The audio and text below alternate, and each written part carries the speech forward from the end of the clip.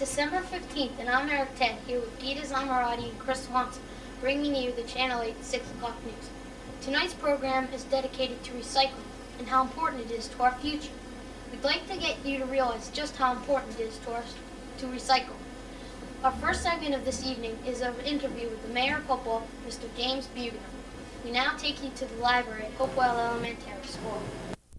Thank you, Eric. Mayor Buchanan, how is recycling coming along in the town of Hopewell, and are you pleased with it?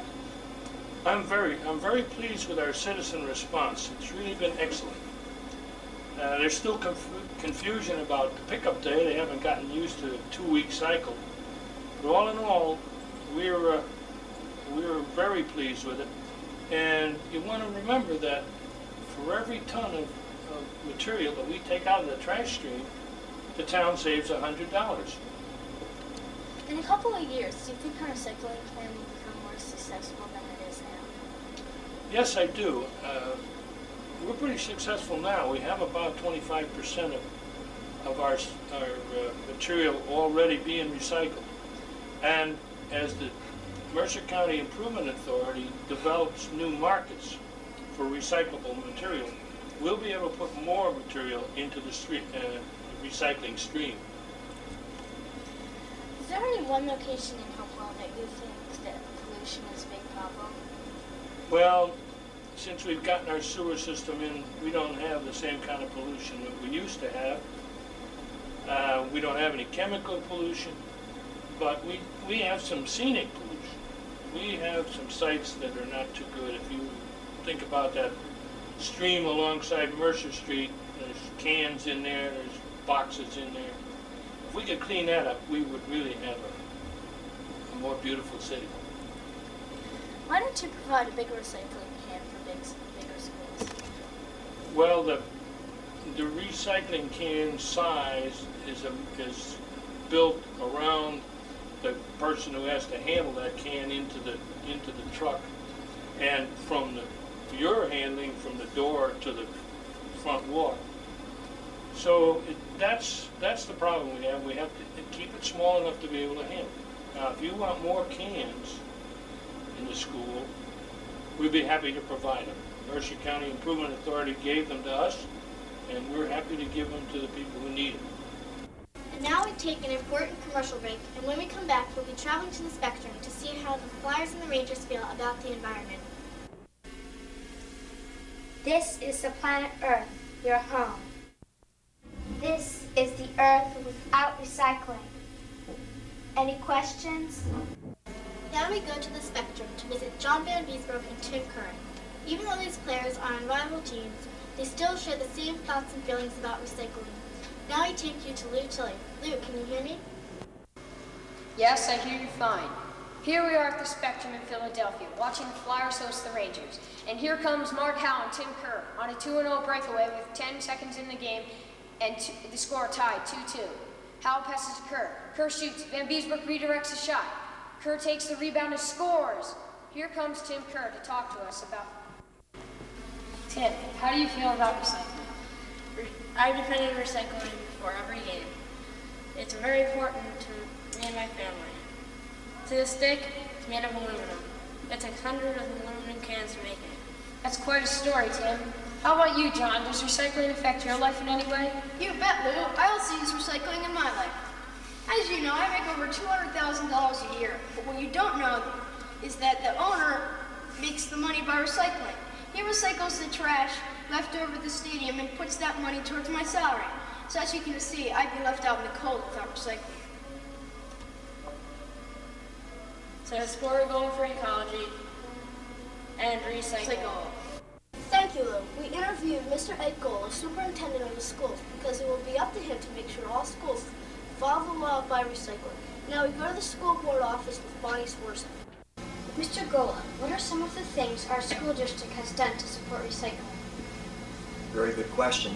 First of all, Bonnie, I'd like to start out by just thanking you for the opportunity to share with the students some of my views regarding recycling.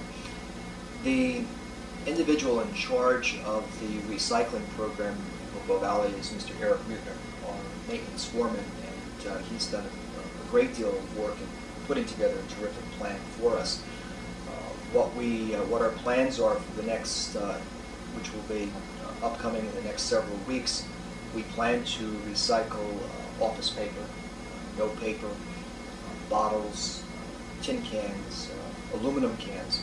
We've already started to recycle cardboard paper, and we've changed over from styrofoam cups to paper cups because they are biodegradable. Okay. How is recycling important to the environment?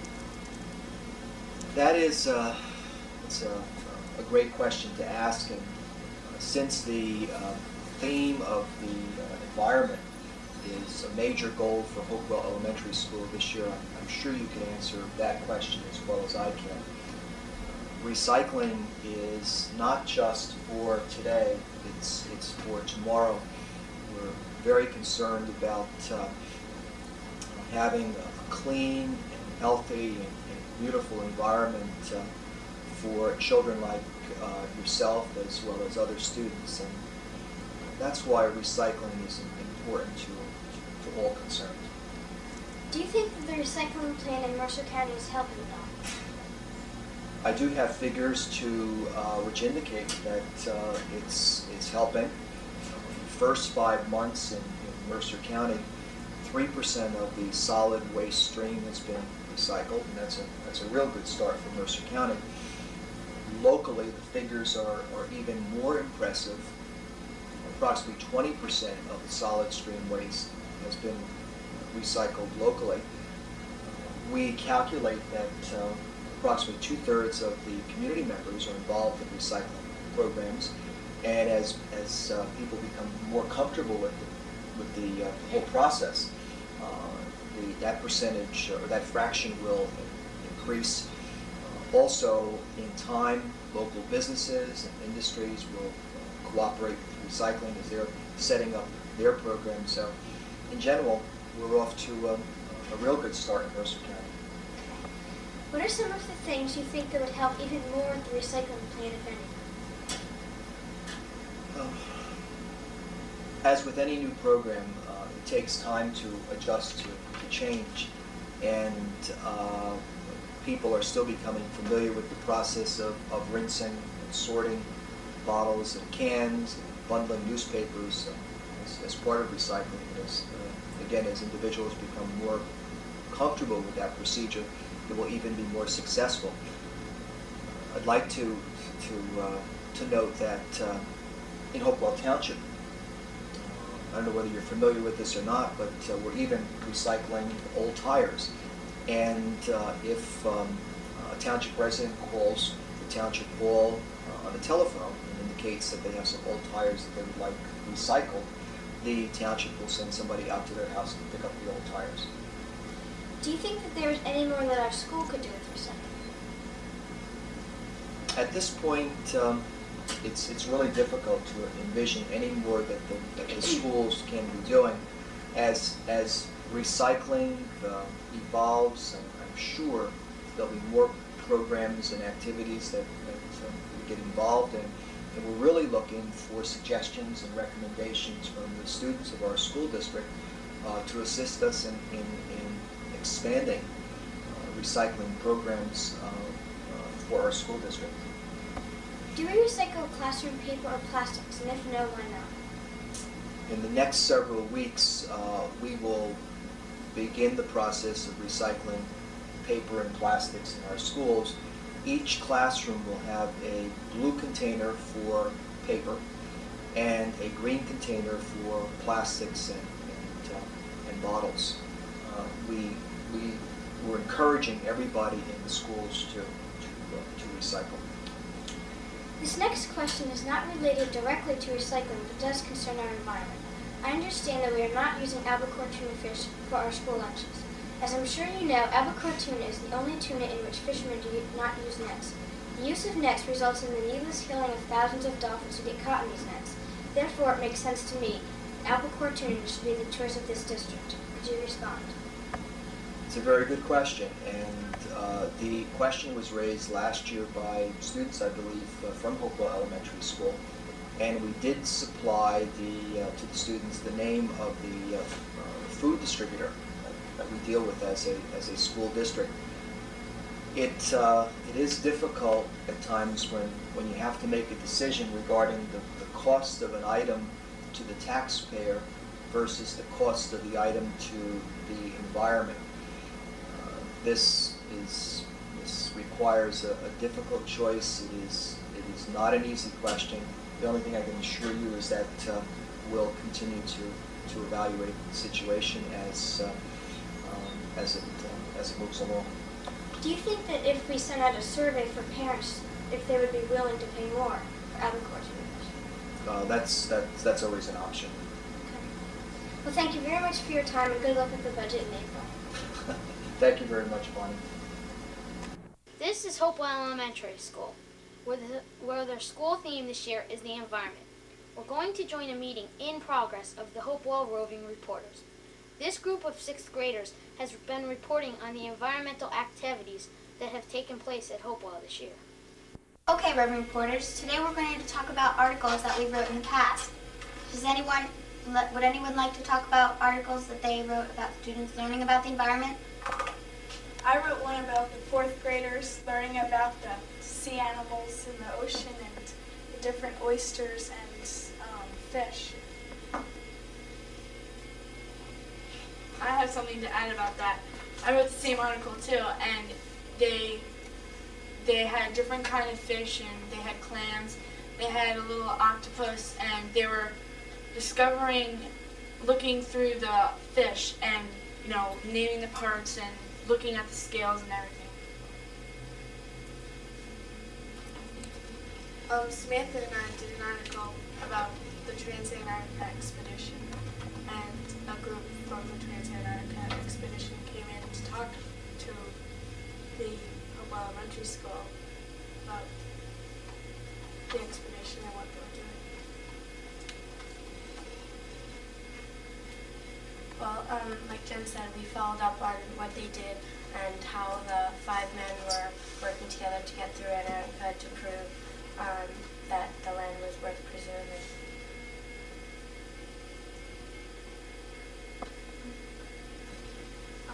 Hannah and I did one about Mr. R.E. Cycle.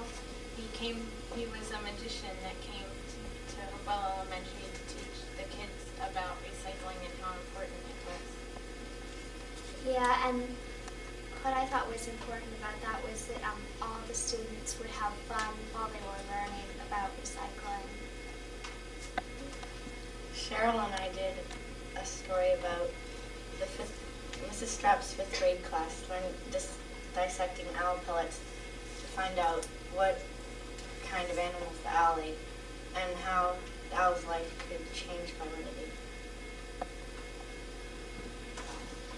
I did the article with her, and we were discovering the way that the owl lived and what animals they ate, and if they would keep eating them over, we would just discover how the bones were and put them together. I did an article with Becca, and we learned how kids would also have fun learning about recycling, because Oscar the Grouch, who's really our school principal, Mr. Schilder, dressed up in a recycling can and went around telling kids how important it was to recycle, to make sure that you told your parents to recycle. And I'd like to add that the children enjoyed trying to figure out who it was that was dressed up as Oscar, and when they finally found out that it was the principal, they all laughed at themselves because they didn't guess that it was him.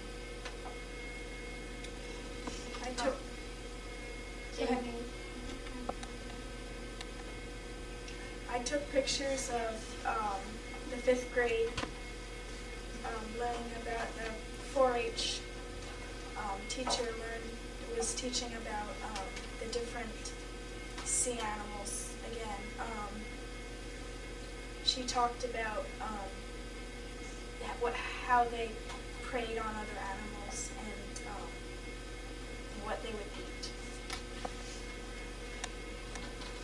Jamie and I did an article on Mrs. Strapp's 5th grade class. They learned about decomposing garbage, and they put it in a jar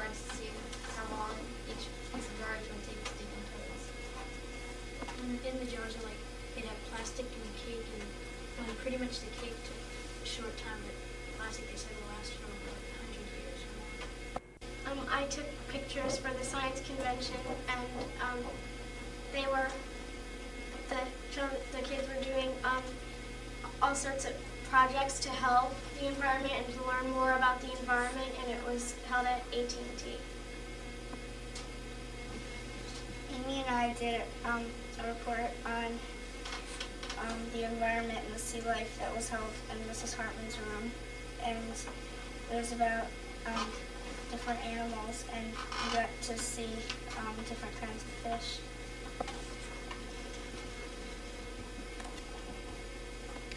Me and Brenda Mykoff did the reporting for the science convention, and we got to see how different kids did different projects and all different kinds of things. That was really interesting just to see how kids really care about our environment just as much as we do. Rebecca and I did an article about the first graders learning about how to clean up the environment. And there was this parent who came in and he let the kids try on respirators and goggles and all the things that people use for cleaning up oil spills and toxic waste dumps. I agree that the children really, the outfits were slightly too big for them, but they still enjoyed trying them on.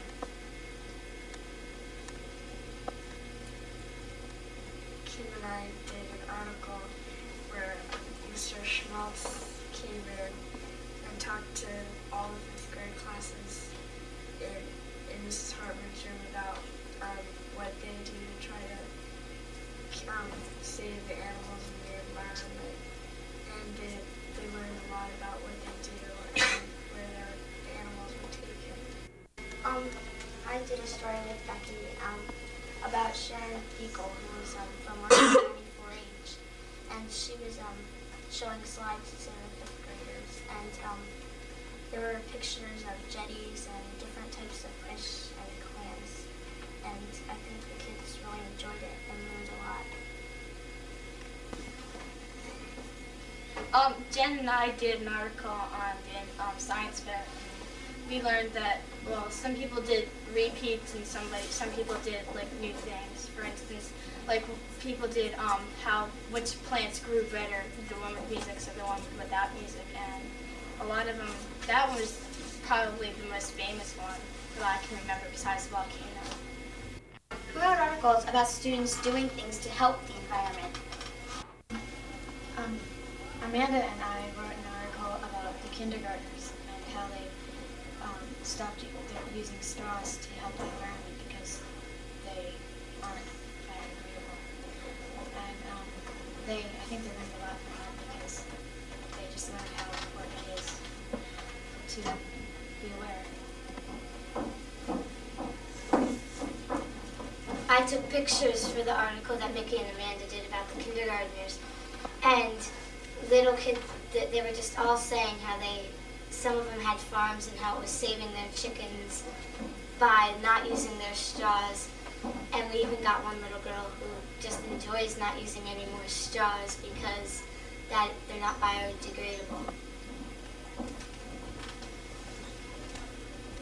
Although I wasn't with Mickey, from the notes that she took, I could tell that they were really interested in the whole project because there was one boy, Dennis J. Christensen, and he was talking about his farm, and he was all excited about not using straws because I think it was because if they pollute if they litter, it could kill his animals, and they were just very excited and ready to help.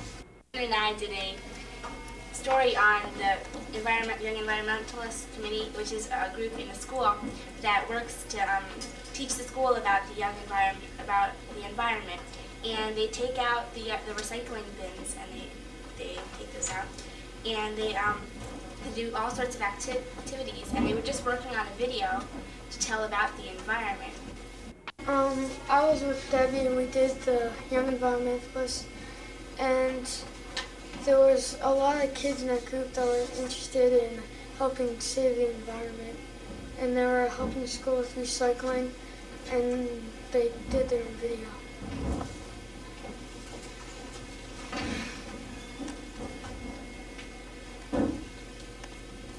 Katie and I did an article about Mrs. Greener's 6th grade class giving small fir trees to a first grade class.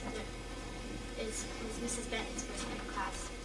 And not only did the kids really enjoy having the trees, it also helped our environment by planting these. The Department of Environmental Protection makes laws in New Jersey to make sure the environment is kept clean. Mr. Daggett was the commissioner and was in charge of setting policy for the state. We now take you to the offices of William B. Simon, where Mr. Daggett is now employed as environmental consultant. How do you feel about offshore dumping? Well, offshore dumping is something that actually has been reduced significantly over the last probably 15 or 20 years. In the 1970s, there were nearly 200 companies that dumped all their waste out in the ocean. And over the last 20 years, because of increasing laws and increasing aggressiveness on the part of environmental agencies and citizens, that has been reduced down to nothing. There are no industrial dumpers dumping anything in the ocean anymore. The only thing that is still dumped in the ocean is sewage sludge, which is the remaining material after sewage treatment plants treat whatever you generate in your house. In other words, if you flush the toilet or run something down your drain, it goes out and usually into a sewage treatment plant. And after it's treated, there's sludges remaining, and in some cases get dumped out in the ocean. That is scheduled to end in 1991, which is a really good thing, I think. So I'm very favorable, or I approve and support getting out of the ocean. The one question I would raise, though, is whether or not we should get out of the ocean as quickly as we are. There's not a lot of evidence that ocean dumping of sludge has any real negative impacts on the ocean. And coming on land, in order to get out of the ocean as fast as we're supposed to, one of the only options that people are going to have is to burn that sludge.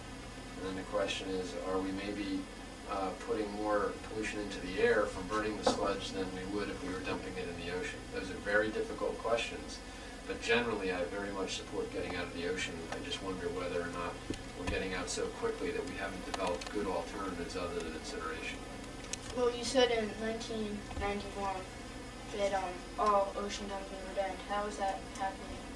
Well, there's a federal law and a state law, both, which say that the people who are now dumping in the ocean their sewage sludge, and there are 9 different authorities that do it. The city of New York does it, 2 New York counties still do it, and then 6 sewage authorities in New Jersey still dump out in the ocean. And the federal and state laws now say that none of them can dump in the ocean after December 31st, 1991. Or if they are, they're going to have to pay significant penalties because of the violation that would occur if they dump past that date. But right now, it's both federal and state law. Would you say that offshore drilling is a major problem to our ecosystems?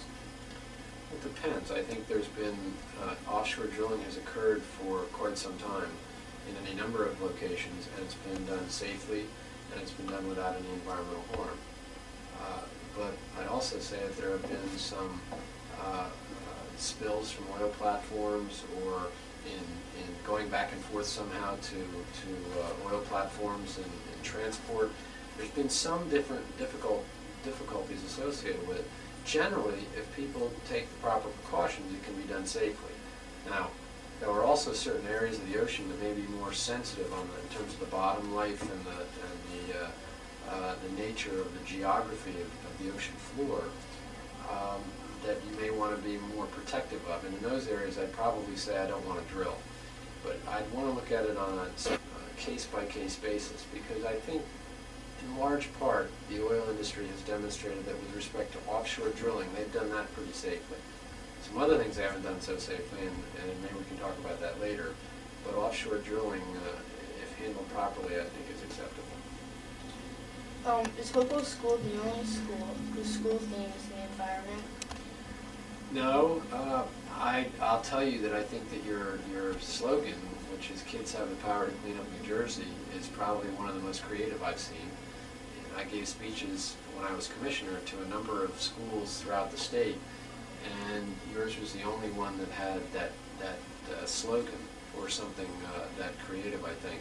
But I also saw a number of schools at the elementary and secondary level where kids were doing special projects on the environment, where there were a number of efforts to put something together for Earth Day that's coming up in April.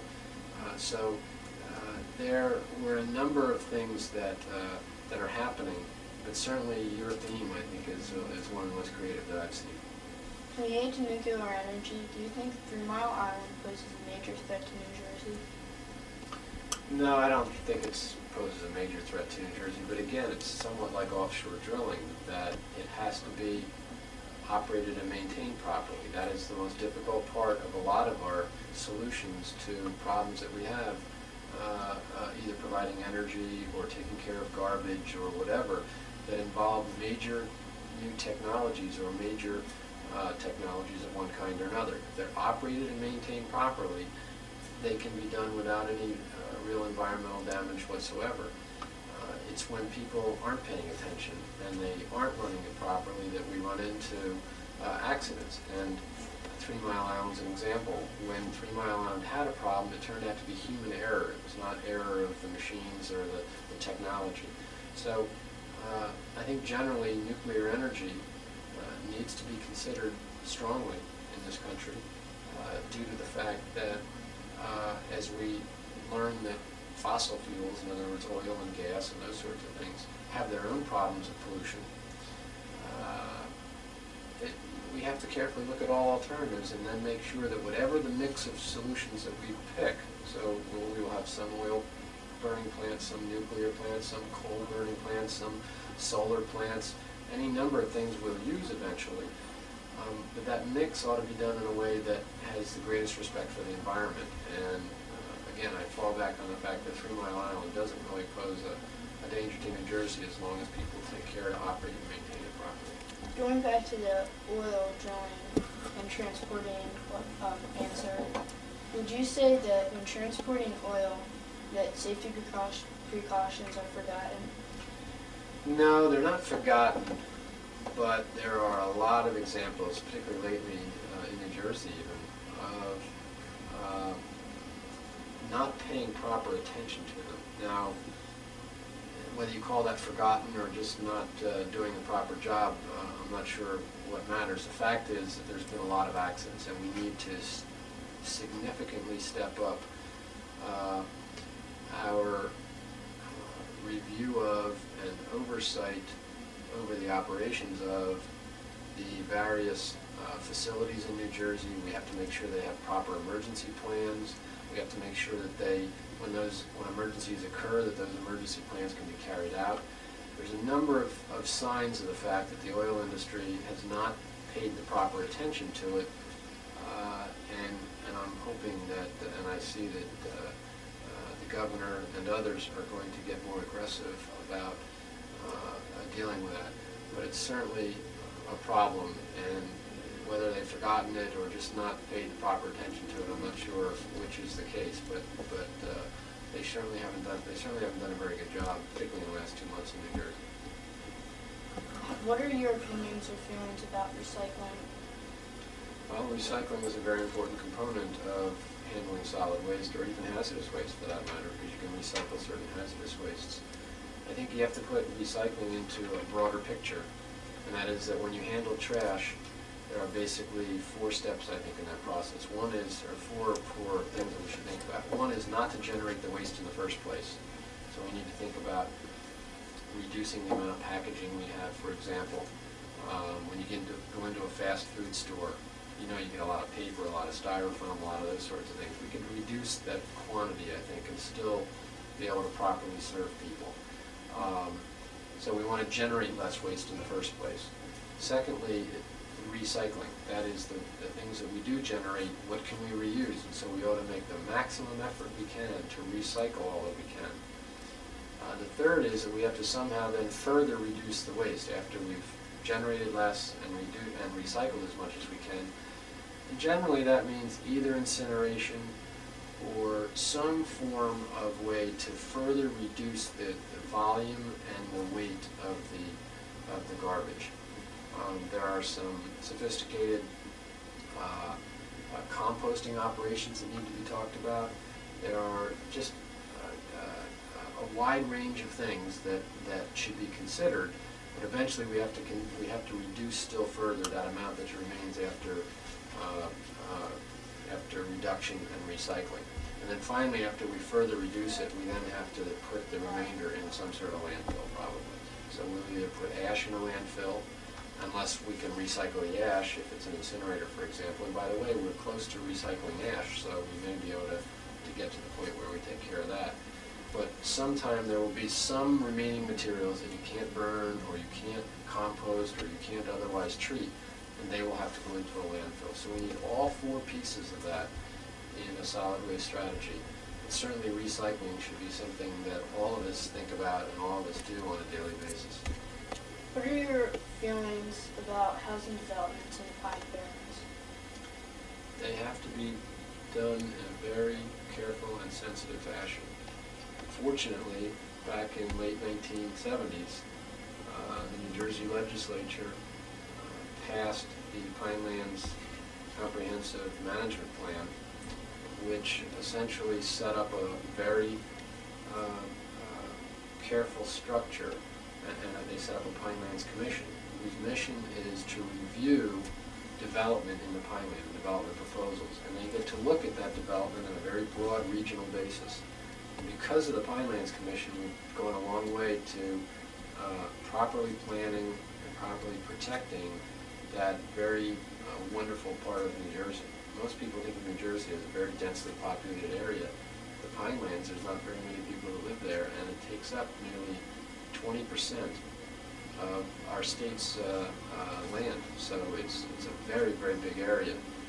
You can build in there, but it has to be done carefully, sensitively, and I think the Pinelands Commission is doing a really good job in handling that. Newark contributes a lot of pollution that affects even Hopewell. What would you do about that? Well, actually, I think I'd take issue with your question a little bit. I don't think Newark generates that much pollution that affects Hopewell. I think that Newark and other cities have some difficult problems that they have to confront. But Newark has some very aggressive plans for recycling. In fact, I've seen some material that claims that Newark is approaching 80% of recycling, or trying to move in that direction. They recycle a very large quantity of material in Newark. They have been very aggressive about cleaning up their vacant lots that have been run down, and people have thrown a lot of material on it and acted like almost it was a garbage dump, and they've cleaned up those lots. Mayor James of Newark has been very, very determined in his effort to clean up Newark, both its image and in reality. So I wouldn't say that Newark is contributing that much to pollution in New Jersey any more than, frankly, every other community that doesn't recycle, for example, as much as Newark does. Some of Newark's problems come by virtue of the fact that there's a lot of people in the city. And wherever you bring more and more people together, you tend to generate more pollution. But I don't think Newark is nearly as bad as a lot of people think it is. What New Jersey town, in your opinion, is the most polluted? It's hard to say. I don't know that anyone, you have to define what you mean by most polluted. Some people have particular litter problems. Some people have problems of air pollution. Some people have problems where they have a number of storm sewers that those are the storm drains that when it rains and the water runs down the road, it disappears into the storm sewer. Some of those sewers, and actually in most cases, those sewers are connected right up to a river or the ocean in some cases. So some people, when they have a litter problem, end up causing a big problem because the litter then washes down the streets and into the sewer system and then out into the open water. So it's hard to say which is it. It really depends on what area you're looking at. But I'd say, generally speaking, some of the bigger air pollution problems tend to be in the central part of the state, central and northern part of the state. Some of the water pollution problems tend to be biggest at the shore, where it has a real impact on tourism. And some of the litter problems probably are biggest in our our highway corridors and in our cities. So you have to pick the pollution problem to determine where or which city has the biggest amount of difficulty. And what about just all-around general pollution, air pollution, water pollution, and all that? I don't know. I'm always hesitant to say that one town has more than another, partly because I don't have statistics to support what I say. And I'd be reluctant to try to even guess at which town or city might be considered more polluted than another one. Generally, I think the positive side is that all over New Jersey, people are becoming more and more aware of the importance of not polluting in the first place. And we are seeing people becoming more aggressive as citizens. You're seeing government agencies becoming more aggressive over the past few years. You're seeing a lot of things happening that give us signs that people are going to start taking care of the area they live in, so that whether it's my generation or my parents' generation or your generation, things are starting to get better, and each generation that comes by, hopefully things will be cleaner rather than dirtier the way they've been for the past few generations. Okay. You said when it rains or when water goes into the storm sewer, it washes down litter and other waste, and then it usually goes out into open water. If in most or all of the cases that happened and it ran out into open water, what would you do about it? Well, we've actually been, when I was commissioner again, we were beginning to try to tackle that problem. That is a huge problem, and it's a huge problem because all those storm drains, and you know every street has a storm drain almost, so you figure all those little storm drains are going into bigger storm drains before they go out into the water. To change that, to then capture that material, that water, to treat the water if there's oil and grease in it from cars on, you know, the drip of things on the street, or to capture all the litter that comes out, would take major investments of money, which means taxes would have to rise. It's going to be probably one of the most difficult problems that we face in water pollution in New Jersey and across the country. And it's called, we refer to it as non-point source pollution. It means pollution that comes from other than a factory, or a lot of times you can identify this is where pollution comes from. It's this factory that generates a certain amount of water, or this house because you flush the toilet so many times a day, and we know. Non-point source pollution is the idea of litter that runs off, that gets collected by water and runs down. It's pesticides and fertilizers that wash through the soil and into the groundwater, and then maybe into the rivers. There are a number of things that we have to deal with non-point source pollution, and to do it, it's going to take a major investment of public money, which I and a number of other people are hoping will happen. But I have to tell you, with the economy not being as strong as it has been, and with the amount of money that we need to fix that problem, my guess is it's going to be at least a decade or longer before we deal with it. So it's one that we have to eventually address, but it's not going to be easy. Do you think the fast food companies and chains that use the styrofoam containers, do you think that they are trying to cut back on using them? I think they're doing two things. Some of them are cutting back, and others are starting to figure out ways to recycle some of that material. Still others are looking at substitute products, so that instead of a certain type of plastic, they use another type of plastic that might be easier to recycle or something like that. There's a lot of effort being put in by the food industry right now to take a good hard look at what it is they are using to package their products and whether or not that's environmentally safe. Because of all the industries in the world, you'd like to think that the food industry was one of the most sensitive. They deal with trying to keep people healthy, feed them, and they don't want to be seen as, at the same time they're doing that, also polluting the environment badly.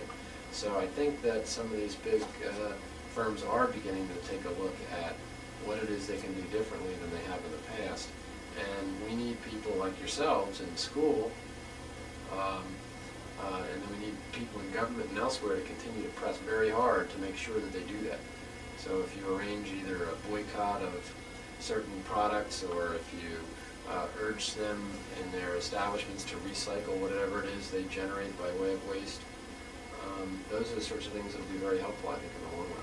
and it'll keep their feet to the fire and keep pressing them to do the right thing.